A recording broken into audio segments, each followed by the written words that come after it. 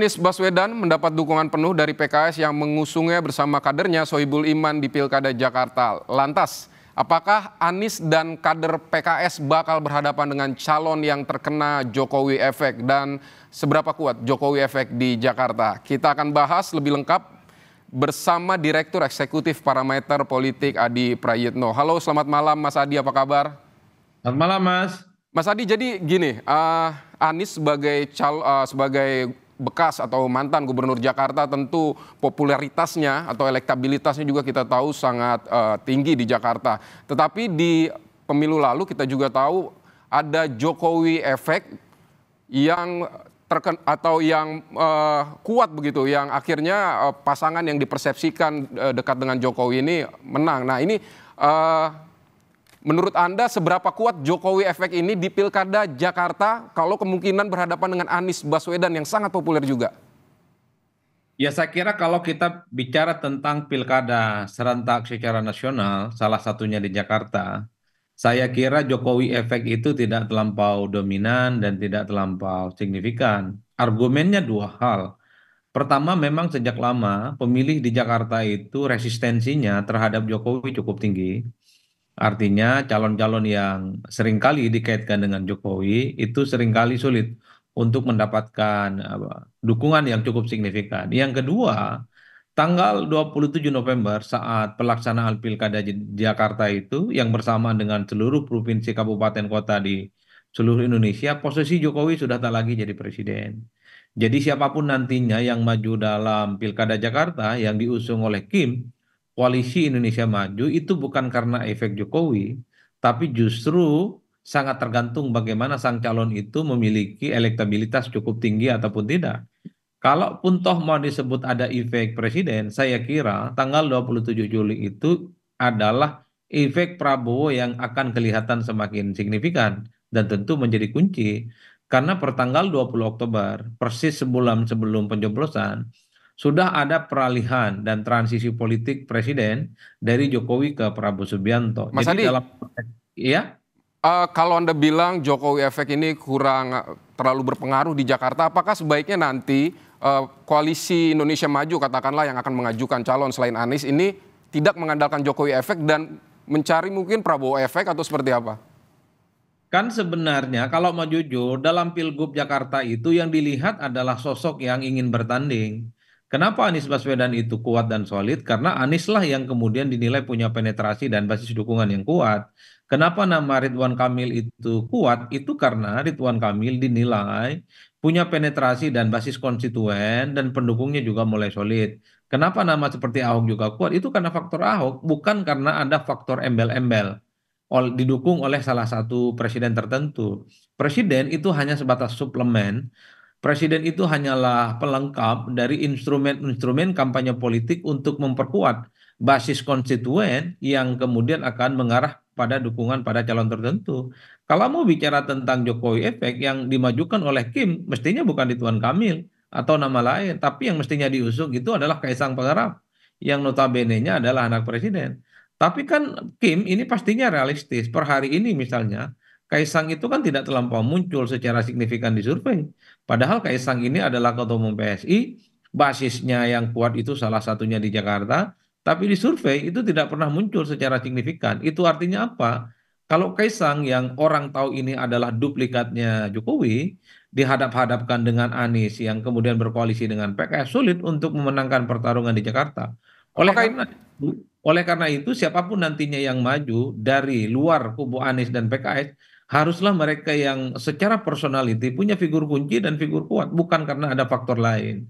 Jadi aura presiden terpilih ataupun siapapun nanti yang menggantikan itu adalah faktor-faktor pendukung, tapi bukan faktor yang utama. Sebut saja misalnya yang maju itu adalah Ridwan Kamil ataupun Ahok sebagai penantang Anies Baswedan misalnya, maka pesona Ahok atau Ridwan Kamil itulah yang harus dijual kepada publik, bukan karena faktor-faktor yang lain di luar itu semua.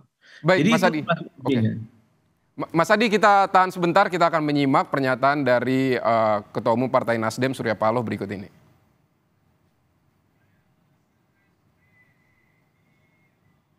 Dari berbagai sumber, ya memang Anies Baswedan yang saat ini amat sangat mendominasi skor daripada seluruh survei ya. Rankingnya nomor 1 dia. Meskipun dia Saya pikir capek juga orang menghadapin dia di Jakarta ini. meskipun akan diadu dengan Ridwan Kamil gitu Pak Surya. Boleh-boleh aja kan nggak apa-apa. Siap jadi Bagusnya memang kalau Bung Ridwan juga mau kan, supaya ada keseimbangan dikit kan.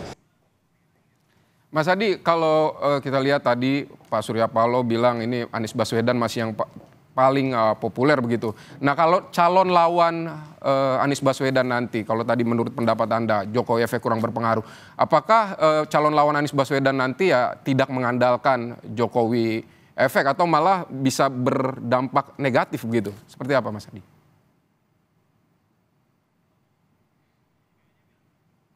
Saya kira siapapun yang menantang Anies Baswedan di Pilgub Jakarta, yang harus dijual adalah figur sang calon. Sebut saja misalnya Ridwan Kamil.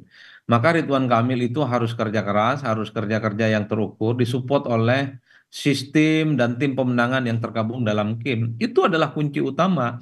Maka variabel-variabel seperti Jokowi ataupun nanti Prabowo Subianto ketika sudah jadi presiden tanggal 20 Oktober adalah support politik di luar itu semua. Karena kalau kita mau melihat rata-rata kecenderungan secara umum, pemilih Jakarta itu cukup independen, cukup rasional, dan tidak bisa diintervensi oleh siapapun. Ingat Mas, di Jakarta itu hasil pilpresnya, kalau hanya mengandalkan suara Jakarta, Anies itu menang. Di 2024 yang lalu saat Pilpres, Prabowo dan Gibran memang unggul dari pasangan Anies Baswedan dan Muhaimin. Tapi keunggulan suara Prabowo Gibran itu adalah limpahan suara dari luar negeri yang kemudian membuat suara Anies di Jakarta kalah. Tapi kalau specifically diukur dari kekuatan politik pemilih Jakarta, itu sebenarnya lebih unggul Anies Baswedan dibandingkan dengan Prabowo Subianto. Itu artinya apa? Figur Anies tetap kuat per hari ini. Oleh karena itu, kalaupun toh Ridwan Kamil atau siapapun nantinya yang bertanding melawan Anies Baswedan, jadi harus bisa dipastikan dia mampu merebut basis-basis konstituen yang selama ini memang dalam banyak hal masih bisa digoyang iman politiknya kepada Anies Baswedan. Ini yang saya sebutkan, butuh kerja-kerja keras, butuh kerja-kerja yang terukur, bukan hanya mengandalkan Jokowi efek Baik. ataupun Prabowo efek. Oleh karena itu, inilah yang saya kira dalam pilkada, dalam banyak hal, yang dilihat itu adalah calon yang kemudian diusung. Apakah Anies kemudian punya kesempatan untuk bisa dikalahkan? Sangat mungkin. Di pilkada sebelumnya itu kan petahana kecenderungan kalah. Foke itu petahana, maju yang kedua kalinya dia kalah kepada Jokowi dan Ahok saat itu. Kemudian kita juga tahu Ahok itu adalah gubernur petahana, kemudian kalah sama Anies Baswedan. Jadi itu adalah dua success story di mana petahana di Jakarta dia itu tumbang oleh penantang. Nah Anies kalau melihat historisitas itu sangat mungkin juga dikalahkan oleh penantang-penantang Baik. seperti Ridwan Kamil ataupun yang lain. Apalagi misalnya kemenangan Anies Baswedan di 2017 itu kan ada faktor eksternal. Misalnya soal demo 212, mobilisasi massa, termasuk misalnya Ahok saat itu dikaitkan dengan penistaan agama. Di 2024 calon itu tidak ada lagi yang kemudian menista agama, tidak ada lagi instrumen yang terkait dengan mobilisasi agama dan seterusnya. Jadi variabel-variabel ini yang saya kira bisa dijadikan sebagai batu uji bahwa sekalipun Anies sampai hari ini elektabilitasnya paling tinggi, bukan tidak mungkin Anies bisa dikalahkan. Tentu adalah kerja-kerja yang kemudian terukur dan valid, itu yang akan menjadi kunci untuk memenangkan pertarungan di Jakarta. Baik, siapapun yang akan menjadi calon pemimpin Jakarta di pilkada nanti harus tetap bekerja keras begitu ya Mas Adi ya.